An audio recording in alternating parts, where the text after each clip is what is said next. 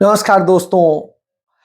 हमारे एक मित्र हैं, मेरे कॉलेज के सीनियर भी रहे हैं, आलोक तिवारी। वो कानपुर में वकालत करते हैं और बहुत अधिक पढ़ने पर यकीन करते हैं। उन्होंने एक बड़ी अच्छी बात कही, कहां है औरंगजेब, चलो हम सब लोग मिलकर उसे मारें। अगर नहीं मार सकते तो फिर फालतू की बात क्यों करते, क्यों फालतू की लकीर पीट रहे हैं कि औरंगजेब ऐसा था, औरंगजेब वैसा था, औरंगजेब ये था। उसको लेके क्या करेंगे? चाटेंगे, नफरत फैलाएंगे। औरंगजेब क्या था, नहीं था, इस पर हम क्यों बहस कर रहे हैं? और यदि हम इस पर बहस ही करते हैं तो हम क्यों नहीं बात करते हैं यदुनाथ सरकार की उस किताब की बात? और वह किताब भारतीय जनता पार्टी ने अपनी ई लाइब्रेरी में डाली है, क्योंकि वो भारतीय जनता पार्टी की विचारधारा यानी आरएसएस की विचारधारा के समर्थक थे। A short story of Aurangzeb पढ़ लीजिए, बड़ा स्पष्ट है।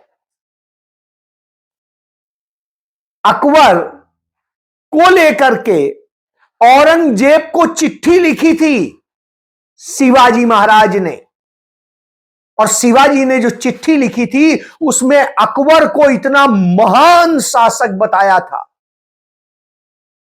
कि सुलह कुल का इतना बेहतरीन शासक कोई नहीं हुआ, और उन्हें जगत गुरु शब्द कहा था।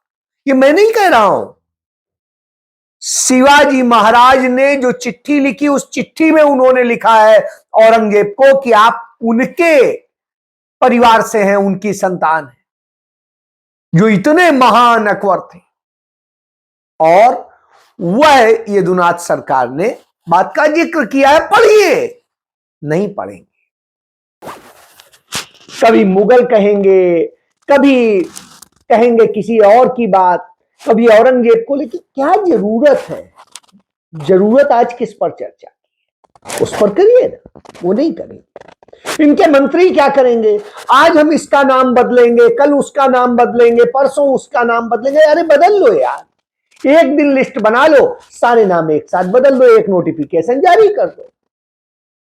तो अब दिल्ली में उत्तर प्रदेश का, वो लखनऊ यूनिवर्सिटी में प्रोफेसर हुआ करता था, मैं उन दिनों से जानता हूं, भारतीय जनता युवा मोर्चा का अध्यक्ष हुआ करता था, और वो प्रदेश का वो डॉक्टर दिनेश शर्मा, जो लखनऊ का मेयर भी रहा, लखनऊ में कुछ नहीं किया, प्रदेश का डिप्टी सीएम रहा, कुछ नहीं किया।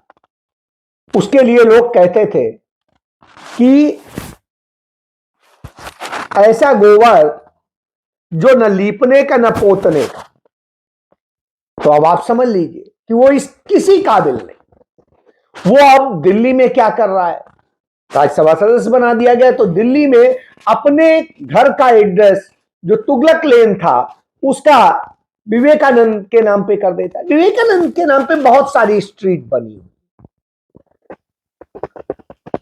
क्या स्पेशली जरूरत है विवेकानंद की? और यदि है तो मैं कहता हूं बिल्कुल बनाइए, देश भर में वो सारी जगह चिन्हित कीजिए पहले, और एक दिन में एक नोटिफिकेशन में ही वो सब कुछ चेंज कर दीजिए। लेकिन नहीं, आपको रोज बरोज ये सब करके नफरत फैलाने का काम करना है। और नफरत किस में फैलेगी? सिर्फ जाहिलों में। जो पढ़ा लिखा है, जिसको नॉलेज है, उसको कोई फर्क नहीं पड़ता तुगलक लेन हो, विवेकानंद लेन हो, क्या हो, क्योंकि आने जाने ये एड्रेस है, और एड्रेस से क्या है, आइडेंटिफाई हो जाता है, लंबे समय तक जमान पे चढ़ा होता है, इसलिए चलता है। मेरे मुंह से आज भी इलाहाबाद ही निकलता है, नहीं निकलता है प्रयागराज। प्रयाग शब्द निकलता है क्योंकि प्रयाग शब्द होता था, प्रयाग रेलवे स्टेशन होता था, प्रयाग जगह होती थी, लेकिन प्रयागराज ये शब्द अपने आप में खटकता है।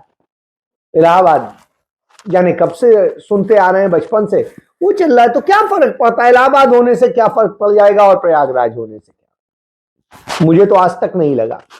उल्टा जहां तमाम जगह लोगों ने अपने नाम की रोड के और वो लगे हुए हैं, वहीं जो पान खाने वाले होते हैं, पीक खाने वाले होते हैं, वहीं थूक देते हैं। तो अब आप समझ लीजिए ये हैसियत है उन नेम प्लेट की, तो उन पे हम बात कर रहे हैं। हमें बात किस पर करनी चाहिए? हमें बात करनी चाहिए थी जो बात राहुल गांधी ने करी।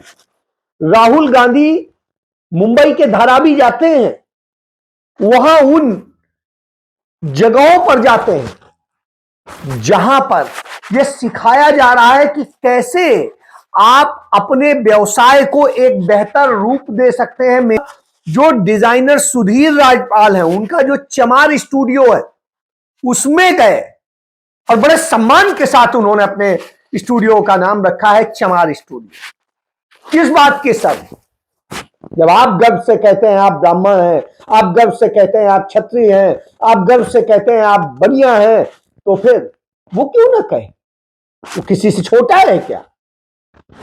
तो सुधीर ने जो बनाया राजभर ने, उसमें राहुल गांधी जाते हैं और वो क्या उम्दा चीजें बना रहे हैं, बेस्ट तमाम चीजों को से वो जो बैग बना रहे हैं और बहुत सारी चीजें बना रहे हैं, उसको उन्होंने दिखाया। उन्होंने राहुल गांधी को भेंट भी दिया, उनकी मां के लिए, उनकी बहन के लिए। तब आप इससे समझ सकते हैं कि कितना क्या किया जा सकता है। तो राहुल गांधी ने क्या किया? राहुल गांधी ने सुल्तानपुर से रामचेत को, उस रामचेत मोची को बुलवाया हवाई जहाज से और उसे कहा यहां सीखो, देखो, ऐसे ही तुम वहां शुरू करो और बड़े स्तर पर करो, हम तुम्हारे साथ। तो यह एक सिस्टम होता है, एक तरीका होता है कैसे हुनर को आप डेवलप करें। रोजगार देने की बात है, दलितों को सम्मान दें, उन्हीं के रोजगार को आगे बढ़ाने में मदद करें। यही तो राहुल गांधी कर रहे हैं। इसी से तकलीफ होती। राहुल गांधी गुजरात पहुंच जाते हैं, अपने कार्यकर्ताओं से बात करते हैं और इसी पर वो मंत्र देते हैं कि आपको कुछ नहीं करना है, आपको लोगों को मजबूत बनाने में उनकी मदद करनी है। जो दबे हैं, कुचले हैं, पिछड़े हैं, जो जाति और दूसरे धर्म के नाम पर शिकार हो रहे हैं, उनको बचाइए, उनके साथ खड़े होकर के उन्हें एक सही राह दे दीजिए। बस यही नेता का काम होता है। तो राहुल गांधी वो कर रहे हैं, क्योंकि सरकार में नहीं है तो आज सरकार की तरफ से कोई लाभ देने की स्थिति में तो नहीं है, लेकिन सामाजिक आंदोलन खड़ा कर सकते हैं, उनके लिए लड़ सकते हैं, उनके हकों वो करते हैं। प्रधानमंत्री का क्या काम? उन कम्युनिटी के नेताओं का क्या काम? तो सबसे पहले बात करता हूं कि कम्युनिटी पे ले लेते हैं। जो किसानों की बात करके और सबको उनको हक दिलाने की बात करके पंजाब में सत्ता में आए थे, वो अरविंद केजरीवाल और भगवंत मान गाली दे रहे हैं किसानों को और न जाने क्या क्या कह रहे हैं। यह हालत हो गई कि अब हरियाणा का सीएम सैनी कहने लगा, नसीहत देने लगा भगवंत मान को कि किसानों के दर्द को समझिए, उन पर लाठी मत चलाइए, उन्हें जेल में मत डालिए, उनके साथ ये मत करिए। मतलब यह दिन आ गए हैं कि अब भाजपा नसीहत देने की स्थिति में आ गई है। क्यों? क्योंकि आम आदमी पार्टी ने किसानों के लिए कुछ किया नहीं, उनका शोषण किया, उनके ऊपर हमले किए, उन्हें गिरफ्तार कराया और बहुत कुछ। यह वजह है, उन्हें शिकार बना रहे हैं, यह वजह है। इसलिए, और जो आम आदमी कहते थे तो साहब जी वीआईपी कल्चर में चल रहे हैं। तो यह दशा अपने आप किसी से छिपी तो नहीं। आ जाइए यूपी में मायावती दलित आंदोलन को लेकर के जो काशीराम ने शुरू किया था, उसके कारण मुख्यमंत्री बनी, 4 बार मुख्यमंत्री बनी, पूरा राजसी सुख उठाया और आज भी उठा रही है। और वो राजसी सुख में इस तरीके से घिर गई हैं कि जिन दलितों पिछड़ों के लिए वो लड़ाई लड़ने आई थी, आदिवासियों के लिए लड़ाई लड़ने आई थी, उनको भूल गई, सिर्फ अपने सुख के लिए जी रही। दलित आंदोलन खत्म कर दिया। और जब उनके भतीजे आकाश आनंद ने दलितों के होते अत्याचारों पर बोलना शुरू किया, भारतीय जनता पार्टी पर सवाल उठाया, तो साहब उन्हें समस्या हो गई, उन्हें निकाल बाहर किया। इसी बात को लेके कांग्रेस के दलित मोर्चा के अध्यक्ष उदित राज ने एक बड़ी बात कही। उन्होंने कहा असल में भारतीय जनता पार्टी करण हो गया है बहुजन समाज पार्टी का। बसपा अब भगवाई हो गई है, वो उनके निर्देशों पर चलती है, उनके हिसाब से चलती है, उनकी पॉलिसी पर, और उनकी पॉलिसी का हिस्सा है इसलिए वो नहीं बोलती। उदाहरण भी उन्होंने दे दिया कि आप देखिए मुरादाबाद में एक दलित लड़की के साथ में गैंग रेप होता रहा, लेकिन मायावती नहीं बोलेगी। मायावती नहीं गई हाथरस में एक बार भी।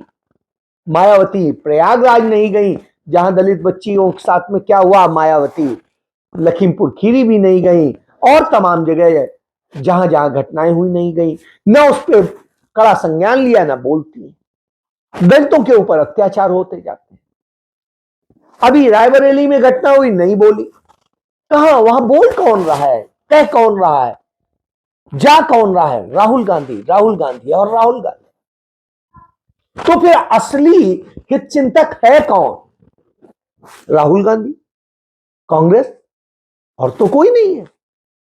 ये सवाल अपने आप में बहुत सारे हैं, और जब ये होते हैं तो निश्चित रूप से लोगों की जिज्ञासा होती है कि आखिर हो क्या रहा है। तो प्रधानमंत्री जो खुद को कहते थे मैं नीच जात से आता हूं, मैं ये हूं, मैं वो हूं, वो क्या कर रहे हैं? उनकी स्थिति है कि अमेरिका के आगे डरे दबे कुचले से खड़े दिखाई देते हैं। और स्थिति यह है कि भारत के नागरिकों को जब अमेरिका से भेजा जाता है भारत में अवैध करके, तो उन्हें हथकड़ियां बेड़ियां सब कुछ डाल के भेजा जाता है। लेकिन नेपाल जैसा छोटा देश जिसकी हिम्मत नहीं रही, जो हमारे आगे झुक के रहता था, हमसे मदद मांगता था, उस देश के नागरिक जब आते हैं कोलंबिया ने तो अमेरिकी उनको जहाजों कोई को अपनी हथकड़ियां धरती पर बेड़ियां नहीं उतरने डाली से जाती। मना करते हुए वापस लौटा दिया। वियतनाम और फिर अपने जहाज और भेजकर मेक्सिको नागरिकों को ने तो इस सम्मान पर के साथ कड़ा देश संज्ञान ले लेकर लिया आया। था कि हिम्मत नहीं हुई उनको हथकड़ियां बेड़ियां डाली, लेकिन भारत के उनको हथकड़ियां बेड़ियां डाली जाए। इनके हाथ ना तो बेड़ियों से और हमारा विदेश मंत्री एस जयशंकर कहेगा ये तो उनका नियम है, उनके प्रवक्ता की तरह से बात कर रहा है। अपने नागरिकों को इतनी सैन्य डरी विमान से ऊंची देश वापस सरकार है, भेजने पर इतना कोलंबिया ने डरपोक अमेरिका को प्रधानमंत्री। लाल आंख दिखा दी। कोलंबिया ये ने हालत है तो अमेरिकी बोलेगा जहाजों को क्या? अपनी धरती पर चीन का उतरने चा से नहीं मना बोल पाएगा, करते हुए बांग्लादेश वापस का लौटा बा नहीं बोल पाएगा, और फिर अपने और जहाज भेजकर जाके नागरिकों को सम्मान अमेरिका के के साथ आगे देश लेकर आया। सरेंडर हो जाएगा। वही जब ब्रिटेन में जाता है, वहां भाषण देता है तो कहता है पीओके हमारा होगा। अरे भैया, किसने कहा पीओके ना हो? कर लो ना, जो किसी ने नहीं किया है आप कर लो, जो गलती दूसरे कर गए हैं आप मत करो। जब कारगिल हुआ था तो क्यों नहीं अटल बिहारी वाजपेयी ने मौका था कर लिया था उसे? हवा में बातें करेंगे। हम पिछले 11 साल से सुनते आ रहे हैं पीओके हमारा होगा, हमारा होगा, ये होगा, इतने दिन बाद हमारा होगा, इतने महीने बाद हमारा होगा, और आज तक वो दिन तो नहीं आया। चलिए आप ले आइए, हम इंतजार कर रहे हैं। तो आप करके दिखाइए। पंडित नेहरू कहते नहीं थे, करते थे। इंदिरा गांधी कहती नहीं थी, करके दे देती थी। पंडित नेहरू ने जितना कुछ बना खड़ा किया उसके लिए कहा नहीं। इंदिरा गांधी ने जितने राज्य रजवाड़े और सबका सब छीन के भारत का बना लिया, कहा नहीं। बैंकों को पूंजीपतियों के हाथ से निकाल के भारत का बना दिया, कहा नहीं। आप सिर्फ कह सकते हैं, तो आप नाम बदलिए, आप ये करिए, और इसके अलावा आपके पास कुछ है, क्योंकि असल में आप डरपोक।